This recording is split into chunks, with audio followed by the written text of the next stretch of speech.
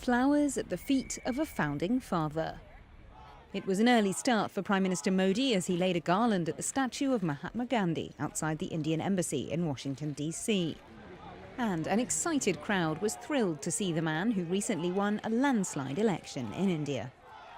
He's doing fasting, but he in fact walked and talked with everybody and shook hands, almost 100, 200 people. I was impressed. He's becoming now like global leader, so like he's becoming a very special person for each Indian. Modi and Obama both are very hard workers, both are visionaries, both are great orators. So they have they strike a chord together. Striking a chord was what this visit was all about, starting with Monday's White House dinner, the first encounter between Mr. Modi and his host. The ice broken, Tuesday's rare second set of talks centred on revitalising US-India ties on security, clean energy, climate change and economic growth, as well as regional concerns such as Afghanistan, as the US prepares to pull its troops out of the country. We addressed challenges in the Middle East and violent extremism and the fight against ISIL.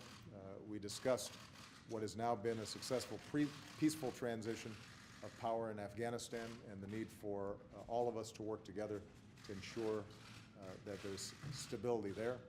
Bharat और America के बीच Mars पर summit के बाद अब यह summit धरती पर हो रहा है। यह शुभ संयोग हमारे संबंधों की क्षमता का प्रतिबिंब है। The meeting between the pair seemingly went so well that Mr. Obama decided to escort his guest personally to the memorial of another famous non-violent leader, Martin Luther King.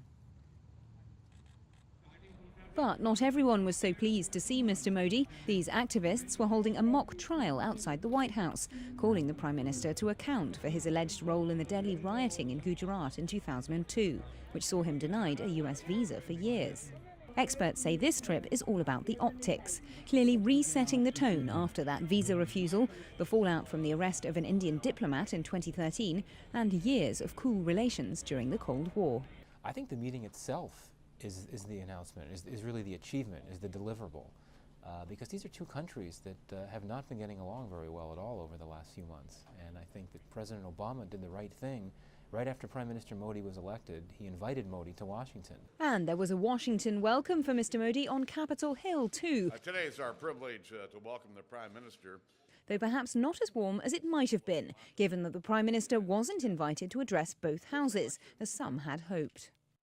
Mr. Modi's visit to the White House has attracted hundreds of Indians and Indian Americans, something of a victory lap for the former tea seller once shunned by the US government. He's kept up his energy levels despite fasting for the duration of the visit and established a good rapport with President Obama, such that the two men even published a joint op-ed in the Washington Post newspaper.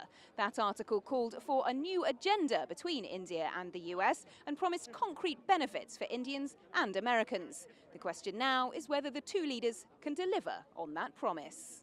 Lorna Shattuck, Channel News Asia, Washington.